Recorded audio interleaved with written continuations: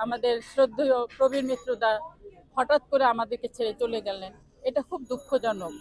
উনি আশায় ছিলেন যে আরো কিছু ছবি করবে। উনি এত ভালোবাসা মানে পেয়েছে ইন্ডাস্ট্রিতে, আর ভালোবাসা দিয়েছেও, আর অভিনয়ের প্রতি তার খুব মনোযোগী ছিল। তো তার জন্য খুব খারাপ লাগে উনি চলে গেছে। অবশ্য সবাইকেই যেতে হবে ভাই। মান্না চলে গিয়েছে, জসিম ভাই চলে গিয়েছে, রাজ্জাক সাহেব চলে গিয়েছে, তারপর আমাদের সালমান শাহ চলে গিয়েছে। অ্যাক্ট্রেস যারা সাইডে অভিনয় করে বা তাদের মধ্যেও অনেকেই নেই আমাদের মাঝে। তো এটা এটা আসলে কিছু করার নেই, সব হলো আল্লাহর হুকুম। আল্লাহ যে যতটুকু টাইম দিয়েছে সেই টাইম মতোই যেতে হবে। যতদিন টাইম ছিল সেই টাইম মতো তারা কাজ করেছে। আর এরপরে আর কিছু বলার নেই আমাদের। তাদের জন্য আমরা শুধু দোয়াই করব, আল্লাহ পাক যেন তাদেরকে জান্নাত নসিব করে। এখনকার ছেলেপেলেদের যারা আসছে হিরো হিরোইন, এদের দোষ দিয়ে লাভ নেই, কারণ এদেরকে ওরকম কোনো ট্রেনিং দেওয়া হচ্ছে না, সেরকম সুযোগ নেই। স্টেট হিরোইন বানিয়ে ফেলছে, স্টেট নায়ক বানিয়ে ফেলছে। তো তারা আর অভিনয়ের কতটুকু জানবে? যতটুকু নিজেদের থেকে জানে সেটাই করে। সেটা তো মানে ছবি ভালো হলে তো মাশাআল্লাহ, আল্লাহর রহমতে ভালো।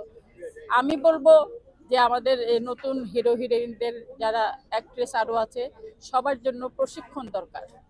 প্রশিক্ষণ সব পৃথিবীর সব ওয়ার্ল্ডে যেখানে যেখানে সিনেমা বানায় সব জায়গায় প্রশিক্ষণের সিস্টেম আছে। তো আমাদের এখানে সিস্টেম নাই।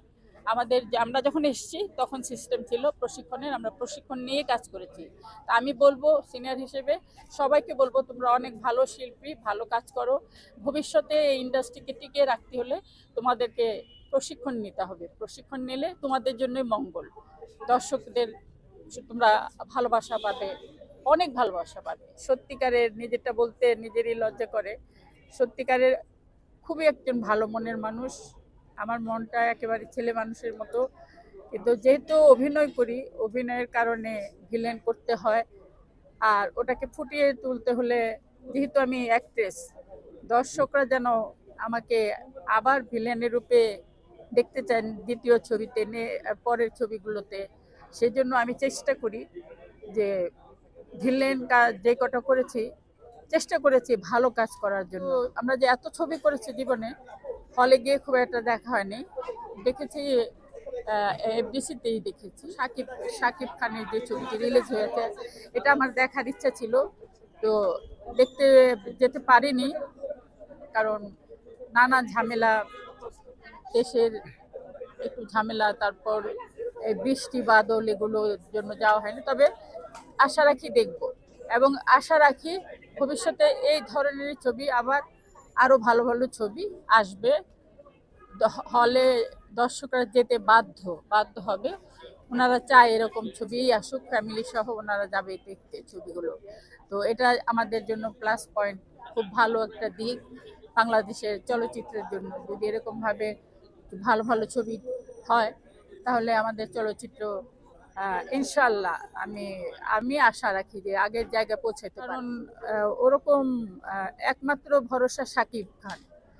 শাকিব খান যদি নিজে প্রযোজক হয়ে তার কোনো স্ক্রিপ্টে আমাকে রাখে, তাহলে হয়তো দেখতে পাবে।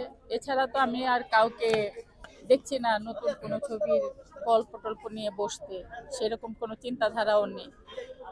তো আমি আছি আশায়, যদি কেউ করে আমাকে নেয় আবার, আমি ইনশাল্লাহ দর্শকদের আবার ভালো কিছু উপহার দিতে পারবো। নতুনত্ব কিছু, ভিলেনই করি যেটাই করি, নতুনত্ব কিছু দিতে। মাঝখানে আমাদের চলচ্চিত্র খুব বাজে হয়ে গিয়েছিল, ছবি একটাও চলছিল না, যার জন্য হল মালিকরা চিন্তা করেছে ছবি না চললে তাদের তো লস হচ্ছে।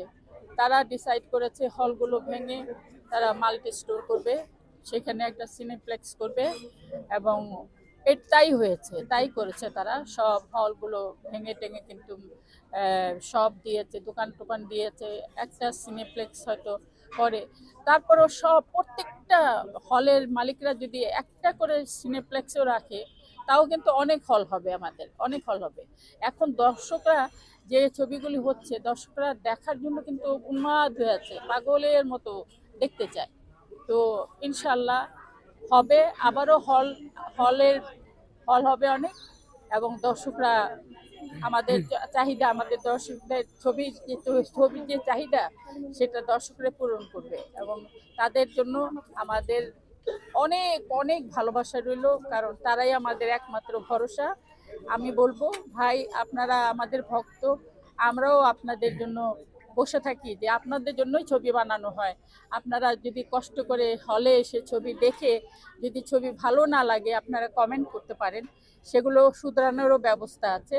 কিন্তু আশা রাখি এখন ভালো মন্দ নিয়ে তো দুনিয়াটা, তো ভালো ছবি হবে তো খারাপ ছবিও হবে, তবে আপনারা দোয়া করবেন যেন ভালো ছবি উপহার দিতে। চলচ্চিত্র আর্টিস্ট, আমাদের যে আর্টিস্টগুলো শিল্পীরা আছে এখন ইদানিং দেখা যায় না, অনেকেই নেই। হ্যাঁ, কেউ মোটা হয়ে গেছে, কেউ বা অসুস্থ, কেউ বা দেশের বাইরে, যার জন্য বাধ্য হয়ে প্রডিউসাররা আপনার মিডিয়ার আর্টিস্টদেরকে নিচ্ছে। আর খারাপ কি, মিডিয়ার শিল্পীরা তো শিল্পী, তারাও তো শিল্পী, তাদেরও একটু চান্স দেওয়া উচিত। তাহলে আপনারা পার্থক্যটা বুঝতে পারবেন, যারা অরিজিনাল বড় পর্দায় কাজ করেছে আর যারা ছোট পর্দায় কাজ করেছে, তারা বড় পর্দায় এসে কি করছে, কেমন কাজ করছে সেটা দেখার সুযোগ পাবেন এবং আশা রাখি তারা ভালো কাজ করবে। আরে ভাই, ঈদ ঈদ তো ঈদের উপলক্ষে একটাই, গরু কিনবে, গরু জবাই হবে, রান্না বান্না হবে, খাওয়া দাওয়া হবে। ঈদের দিন কোনো থাকে না। প্রত্যেকটা দর্শক ভাইকে বলবো, আপনারা ঈদ করবেন পুরো ফ্যামিলিকে নিয়ে, সবাইকে নিয়ে, সবাই যেন আনন্দ পায়। ঈদ একটি উৎসব, একার জন্য নয়, পুরো ফ্যামিলির জন্য। আপনার বাবা মা, ভাই, ব্রাদার, দাদা, নানি, নানা সবাইকে নিয়ে করবেন। আর ঈদ মানে বাচ্চাদের জন্য, বড়দের জন্য এখন আর ঈদ নেই।